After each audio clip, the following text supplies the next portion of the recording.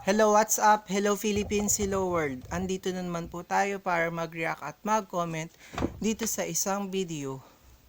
Tungkol naman ito dito kay Bato de la Rosa. Sinasabon ngayon si Bato de la Rosa dahil dito sa nangyayari dito sa Pidea Lake. So hindi natin alam kung anong totoong nangyayari.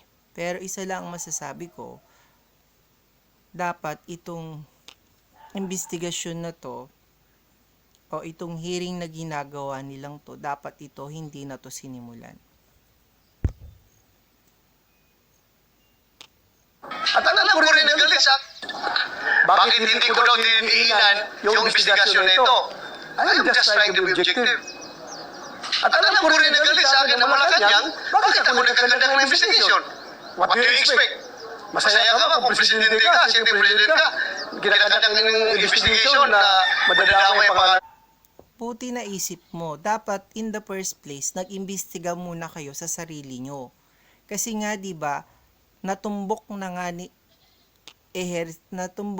ni Estrada na walang tao, hindi kilala ni Morales kung sino yung nagsabi sa kanya, na sinasabi niya na person na nagsabi sa kanya. Wala kayong ebidensya, wala kayong witness. So imbis na nag-imbestiga muna kayo sa sarili nyo para nalaman nyo kung totoo o ba ang bagay na to o hindi.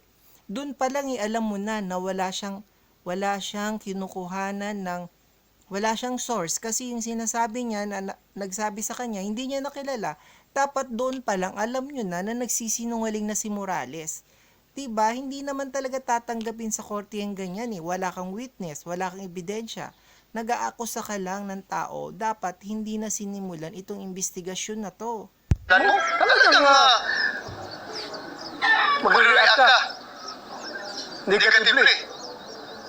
Pero what can I do? I am just doing my job. Yeah, pero hindi yan ang trabaho nyo. Meron kayong karapatang mag-imbestiga kung alam nyo na totoo yung nangyayari o meron kayong mga ebidensya. Wala ngang ebidensya yung sinasabi nyong resource person nyo. Hindi naman resource yung person na nandyan Assault person yan Dapat hindi nyo na talaga sinimulan ang investigasyon na to kasi waste of money, waste of time talaga.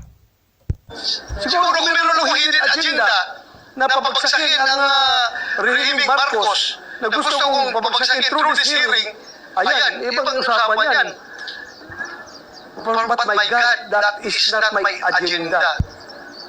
Hindi mo maaalis sa isip ng mga tao na meron kang agenda kasi nga maka-Duterte ka. Kasi alam mo ngayon, sa panahon ngayon, di ba, laging welga itong rally itong mga Duterte. Alam nila nakakampi ka ng Duterte at isa ka rin sa kakampi nitong si Kibuloy na sa tingin ko na ginagamit itong Pidea Lake na ito para matakpan ang kaso ni Kibuloy at hindi na unahin si Kibuloy kasi dito sa issue na napupunta ang mga mainstream media. So napapabayaan na nila yung about kay Kibuloy. Hindi po yan kasama sa agenda ko. Ang akin ito ay katotohanan patungkol sa Pidea Lakes para mahitok natin yung mga ligis na yan. Katotohanan wala nga silang di ba? Sinabi na mismo ni Morales na hindi niya na alam o hindi niya kilala yung resource person niya. Tinanong siya ni Estrada, di ba, anong sagot niya? Hindi niya na alam. So doon pa lang alam nyo na may mali sa ginagawa niyong investigasyon. Wala po akong agenda na magiba ng tao. As I have said, I am rightist. I want to maintain the present dispensation. Hindi pa ako kagaya Trillanes na destabilizer. Yan. Binanggit niya pa si Trillanes. Destabilizer. Sino hindi ni-destabilize niya? Yung wala na, yung presidente na hindi na presidente ngayon. Para saan?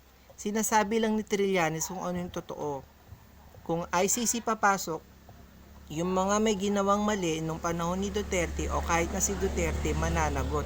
Yun ang naman sinasabi niya. Paano naging destabilize yun? Ang nagde-destabilize yung mga nasa posisyon pa ngayon.